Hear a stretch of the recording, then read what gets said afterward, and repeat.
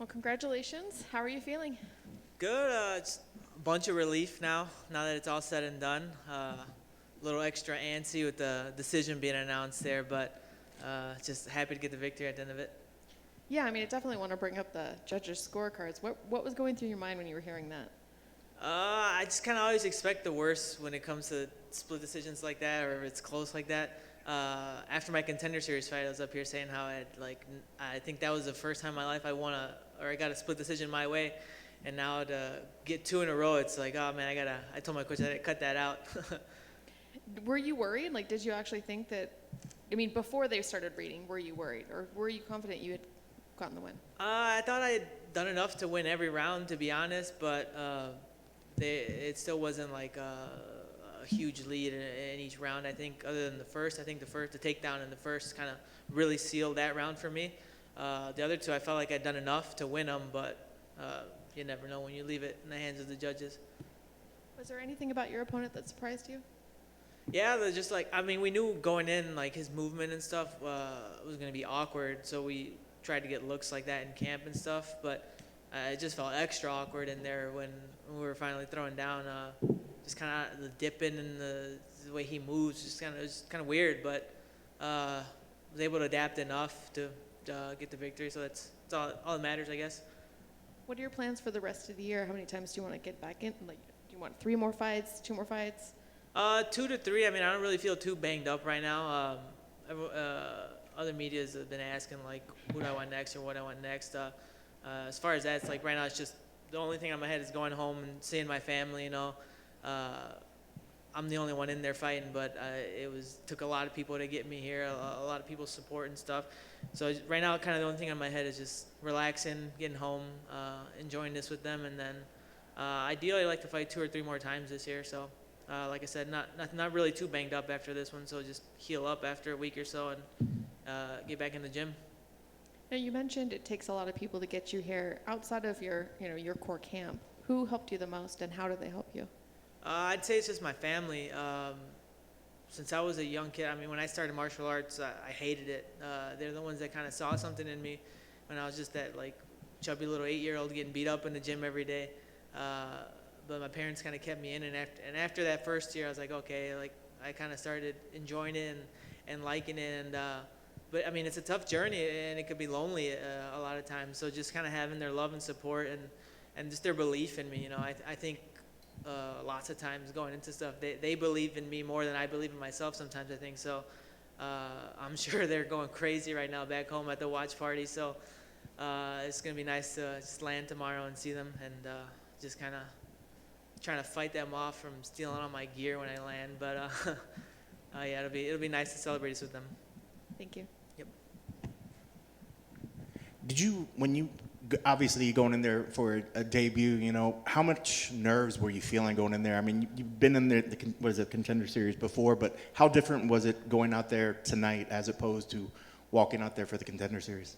Oh man, this one was, I think since about after dinner yesterday, I was just nervous the whole time. I don't know if it was like because of the everything, like thinking about everything and everybody leading up to this point, the UFC debut, all that stuff. But yeah, ever since last night, I was just like, my stomach was like at knots. I was nervous. But once it kind of started, I was like, okay, like it started getting more comfortable, be like, okay, we know what to do now, and it's here. Like just kind of do what you know how to do. But no, yeah, it was real nerve-wracking, but More so than you've ever had before? oh yeah, going into a fight? 100%. I think the last time I could think of that I was this nervous was probably like my pro debut. But no, I'm just glad it's done now. Yeah. You talked a lot about his odd movement. Even there's a couple times that the commentators were saying how he had sort of a weird movements off to the side and he was dipping his head. How long did it take into the fight before you started really feeling like you were dialing in his movement? I think maybe after the first round, I started feeling a little better. When I was teeing off first or getting my combos off first on the inside, I think I was starting to find him more and land more frequent. But yeah, it just took maybe like a round or so to kind of get it going. But I would like to land a few more knees or like head kicks because of the dip in, but it is what it is. Well, and your guys' pace was crazy. I mean, both of you guys were going. How much of that you think was just the wanting to get that debut win, or is that just how much of that is just your fight style? No, that's just me. You could ask these guys when I'm in the gym. We're just going, and it's part of our division too, right? I think that's something that the whole division's known for. So it's just kind of, with me, it's just kind of expected, you know, just kind of go. So. Did you have a particular game plan for him coming in? We wanted to land a lot of longer strikes, like overhands, because of the dipping and stuff, and kind of utilize quicker inside clinch strikes and stuff like that. We like a little more snap downs and wrestling, but it was real slippery in there, so it is what it is. We were able to, I think, capitalize on the other two, though. I was going to say, you guys both were taking turns sort of trading off kicks to the body as well. Was that a big part of the plan as well? No, not really. I mean, I had planned on like trying to eat the inside leg or the outside leg, but when we started flowing, I was like, I think I landed a decent head kick and something to the body. So it was kind of just something I saw there and took advantage of it. Well, then looking towards the rest of the year, what sort of goals are you setting for yourself? Right now, off the top of my head, I want to fight in the United Center. I want the UFC to go back to Chicago. It looks like everything's opening back up and running. I mean, they have hockey and basketball back in there, so that's been another dream of mine to fight at the UC. So UFC goes back this year, I want in. Just not when it's cold, because it gets ridiculous up there. Yeah, the cold's leaving. It's on its way out, so we're good. We got a good timetable for the warm months. There you go. Congrats on the victory. Thank you.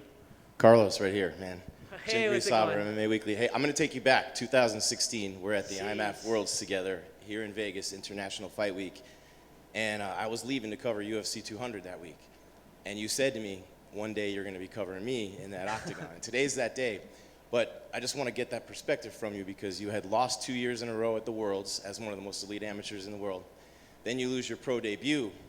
What was that like for you, with your dreams on the line? Everything is kind of getting cloudy. You're going through that adversity, and you haven't lost since then. But what was it mentally and spiritually that you did to overcome all that and then to just keep pushing forward, even though it took you longer than you thought, and then there was a lot more adversity than you thought? No, yeah, it's tough. I mean, I was kind of getting ready to hang it up around that time, because it's like I'd graduated college. I'd seen a bunch of my friends like getting married or buying houses and this and that, and I kind of felt like a bum, you know, just training at home, kind of stuck, 0-1. I didn't fight for a bit. I was still working, but it was just, I don't know, I was like, all right, screw this, you know, I did what I could, but luckily around that time I found Coach Mike and the VFS team, and I think that's what really turned my career and life around. Aside from the family part that I hit on earlier, like I said, I'm not the only one, or I didn't do this alone, you know, to get here. I leaned a lot on my family and their belief in me, but just finding Coach Mike and the VFS gym, you know, was kind of, I don't know, just like a diamond in the rough kind of thing. So he changed my style, the way I thought about fighting, and just kind of got me to buy into the process that he told me about. He's like, he said he's had a process of building guys up and getting them there, and I just kind of bought in. I told him I'm in 100%, so he just kind of kept grinding, and now we're here, and it's beautiful. It's amazing. Just kind of looking back and thinking about it now. And how about those experiences with Team USA, competing on the world stage against elite fighters from all over the planet? And you think back and you go through the progressions. How much did all that help you with the experience that you gained from that, the competition you faced, and then, you know, here you are at the peak of the sport? I don't know, it helped a ton. I mean, I was a 20-year-old, and I came out here to Vegas to fight the national championships and the world championships, and just to come to Vegas alone, it's kind of like at the time it was like a huge like experience. You know, you're fighting the fight capital of the world as an amateur against the best guys in the country at nationals, and then you're fighting the best other amateurs in the world at the IMUFs.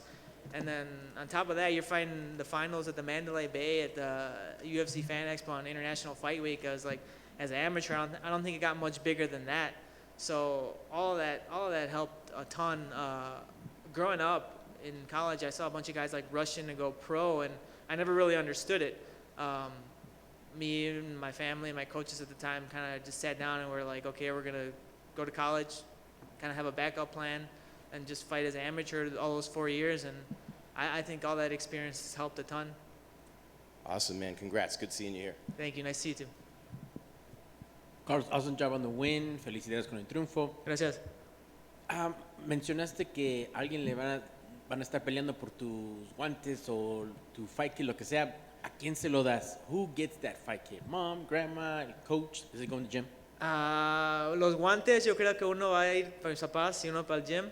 La camisa ya la pidió mi mamá en el group text que tenemos. Pero lo demás, ahí vamos a ver a quién se los da. Ya les dije que las chanclas no, las chanclas se quedan conmigo, pero ahí lo demás, ahí vamos a ver. And I know it's kind of hard to put into words, so I apologize in advance, but the vision of you getting your hand raised in the octagon for the first time versus the real thing, how close was it to what you pictured? It was not a split decision what I pictured, I'll tell you that much. But yeah, I don't know. It's just kind of, I think because of the way the decision was like being read, I was like kind of lost. And when I announced it, I looked at my coaches right away and I was like, whew. So it was just, I don't know.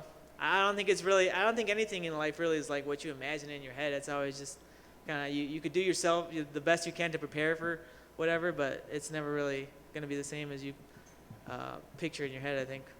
Sounds good, thank you, man. Y para tus fanáticos latinos que te están viendo en casa, que tienen el mismo sueño, pero dicen, no sé, me canso, no me dan las ganas, ¿qué le dices a ellos, a esos niños y niñas, para que no se den por vencidos y continúen el progreso para un día llegar al octágono como tú?